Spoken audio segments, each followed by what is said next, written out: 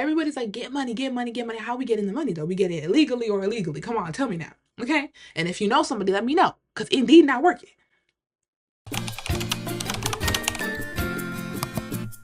Hey, hey, hey, it's your girl, Doreen. Welcome back to another episode of 20's Era, where we talk about the good, the bad, the pretty, the ugly of a girl going through her 20's era. I'm so excited for another video, y'all. I know it has been a minute. I know it has. Please, okay?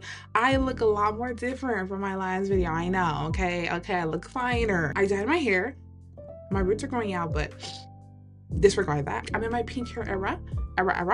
I was in my red hair era, but now, rest in peace to her. All the pink hair baddies, stand up. It was either pink or like caramelly blonde. I was like, ugh. I'm like, I know the natural color is cute, but I want to do something extra. I want to do something like big, bright, and bold, like where I walk into a room and it's like, oh yeah, like you see. And on top of that, I'm like 5'10", so it's like, regardless if I had pink hair or not, people still look at me because I'm a tall woman. I'm a stallion. So I also have a fake eyebrow piercing. I really want one. I literally decided to put this on one day and I was like, wait, why is it kind of, because why is it eating though? Why is it? Anyways, in today's episode, we're going to be talking about something very, I wouldn't say like deep, but low-key kind of deep. In today's episode, we're going to talk about two things, okay? A little mixture of about identity crisis, not really knowing who you are, and like just you as a person, like who are you? Who's your Sims character? And a little mix of having a pre-midlife crisis, okay? Okay, let's get on to the video. Thank you. Ever since the new year has started, it's been like, okay, the new year started like damn near 30 years ago. Okay, and I feel like I have been on the same plank for said 30 years. Okay, yeah, it is so normal for everybody to be like, yeah, these are my New Year's resolutions, or is it resolutions? Right, that's the word, right? I think so. And these are my goals, and this is what I want to achieve in the new year. And obviously, like, I'm not clowning that, because as you should, I feel like every year is a new year, you know, every year is just a new start to build and create something new. Yes. But then you have the grizz, me, who's like, oh my God, this is what I'm gonna do. Like, this is my new year goal, da, da, da. And it's like, it's been 4 months and nothing has changed. Are you not embarrassed? No shame? You should be. Anyway, no, but like, and I know like people, oh, don't be hard on yourself, but it's like, I'm not gonna lie, I literally was looking at my timeline, or not my timeline, I was looking at my Pinterest boards, because every year or so I like to do a 2020 something, you know, Pinterest board goal achievement. And I'm like, girl, you keep adding shit to these boards, but nothing in your life is changing. Everything has been the same for the past couple of years.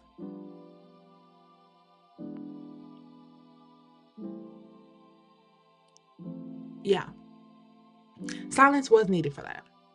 Okay, I'm all about creating a board and having new ideas and new things that you want to incorporate in your life, but when nothing is changing, like, why do you keep adding stuff to the food? Why do you keep adding more seasonings and you could barely tolerate the little hot sauce and salt and pepper you have in there now? Girl, please. I turned 21. I turned 21 a couple of months ago, like July.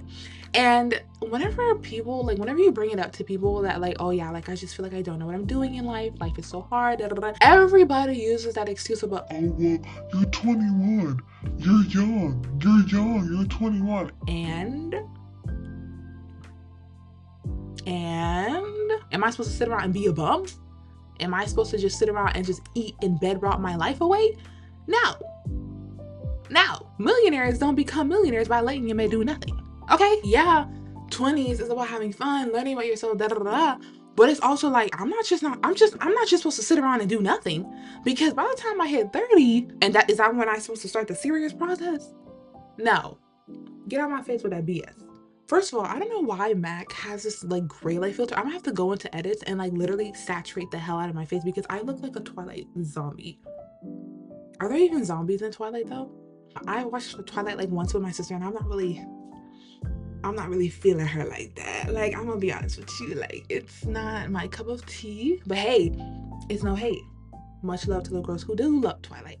I'm just not one of those girls. Anyways, so I was just like doing some deep dive, and I was like, like, what am I doing with my life right now? What what is it that I'm doing in life that I could be happy about? And you know what made me think about this was I was just randomly scrolling through. This is so stupid. I was randomly scrolling through Hinge one day, and I be like, obviously you see people's bios and what they're talking about and like, oh, what they do. And I've like seen people, a lot of people my age, where they're like, yeah, like I do this and I do this, and this is what I'm passionate about, or this is what I've studied. I'm traveling here. And like these are not like 35-year-olds, 29-year-olds, 27. A lot of them are like young 20s, like early 20s, okay? Of course, I know social media could be good and bad, because I'm not gonna lie, it could be inspirational on social media, but then it could be very depressing on social media, because once again, you look at people your age and you're like, what am I doing? And I'm not gonna lie, like it made me think like if somebody were to ask me, oh, so like what are you doing? Like what are you passionate about? Like I'm gonna be like, I go to work and I'm in school again to study business again. Because I was in school, but I was a little depressed and I didn't know what I wanted to do. And if somebody was like, oh, what are your hobbies? What do you like to do like outside of school and work? I'd be like I read on occasion, I listen to music, and I talk to myself because I don't have any friends. I wouldn't say I'm not judging myself, but like low key, it's kind of like, that's so boring. That is so like, girl, please, you're not like doing anything with your life. Like, I'm not glad, like when I sat there and I thought about it, I was like, if somebody were to ask me these questions and I would like present this to them, like that's it. Like that's all I have to present. Like other than that, I'm in bed scrolling through TikTok, and that is so boring. I feel like I've outgrown TikTok a little bit, and I'm not even trying to be like, oh my god, it's so much more better than everybody. No, I mean like, okay, TikTok is fun to see other people's lives and stuff like that. But when it's like you in the bed, literally just scrolling through TikTok, watching people live their life while you're rotting away, the king, okay, like a rotten apple in your bed, before you know it, you're 25, bro, and nothing has changed. Yeah. No, thank you. I actually do not want to live a life like that. And I think that's what low-key, like, I don't know what it did, but I feel like that triggered my soul, and it was like, bitch, get the fuck up and do something. At least give this month of being consistent of something. Do something. Do something. I don't care if you pick up gardening, legal or illegal. Do something.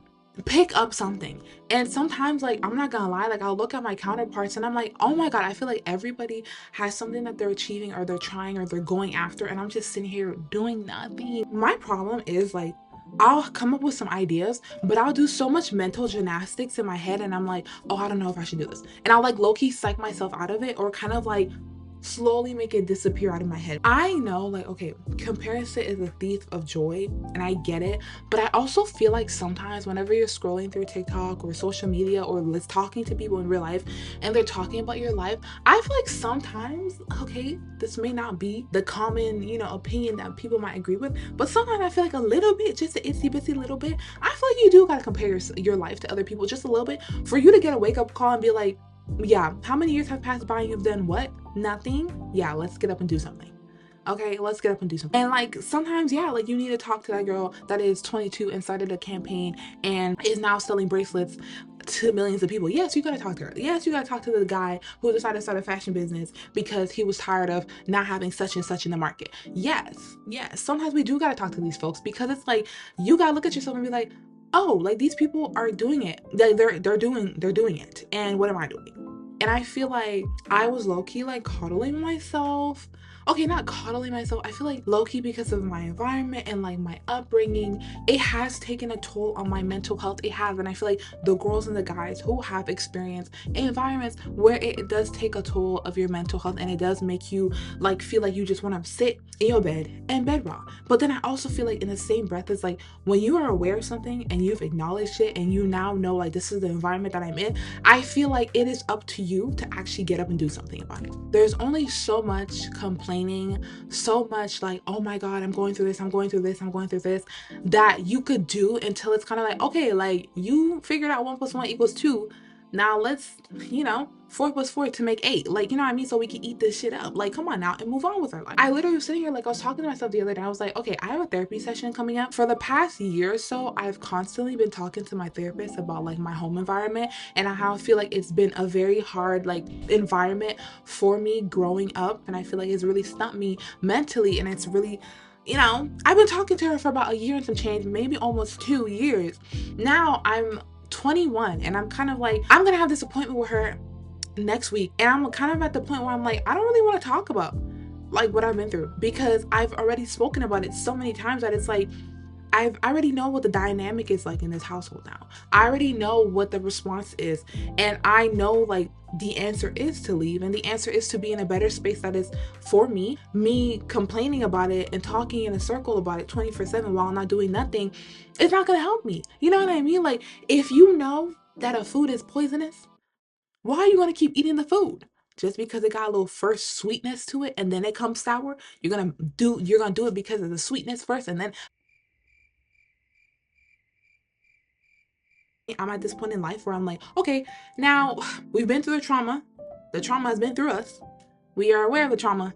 Now let's do something about this trauma. Beat her ass or let the ass be beat, okay? I made a video, like, okay, it's going right here, where I talk about how hurt people and how I feel like that's an excuse, because eventually those hurt people who hurt people know that they're hurting people through their actions. It's like, you have to know, because if that person's responding to it negatively. And I honestly am going to use that same sentiment in this situation about my life. And I feel like I know that this is not the life I want to live, and I know how it makes me feel and how I'm reacting to it spiritually, mentally, and emotionally. So the only solution would be to get myself out of this scenario, get myself out of this environment. And I have to do that. But I think where I'm at like a wall is, I'm like, but how? And I think that's the hardship, where I feel like I don't know what to do.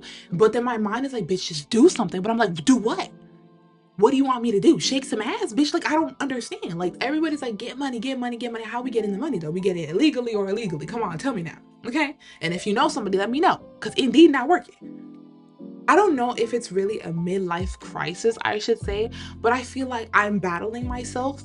Maybe it's a midlife inner crisis, and I feel like I'm battling myself about what to do and how I want to do things, or what is for me and what's not for me, that I'm just not doing anything. And I think where like the identity crisis comes in is that, okay, maybe it's me personally, maybe somebody might relate to this, but I feel like so many times, like whenever I'm on social media so much, I feel like I'm like morphing into like what's trendy. Like, you know what I mean? Like, if let's say like the clean girl aesthetic, okay, that's been trending for a minute, I feel like I'm starting to like morph into the clean girl aesthetic and attaching that as my identity. And it's like, girl, that's not who I am. But it's like, I don't even know how to put it into words, but I generally feel like, because I've been so much online and so focused on other people's lives online instead of mine, I'm like clinging on to their identity rather than like creating my own. It's actually like becoming a problem, where I'm like, I don't want to be like that. Like, I feel like I had to bring awareness to it and be like, wait, we need to take a step back. Like, and even that with opinions, like,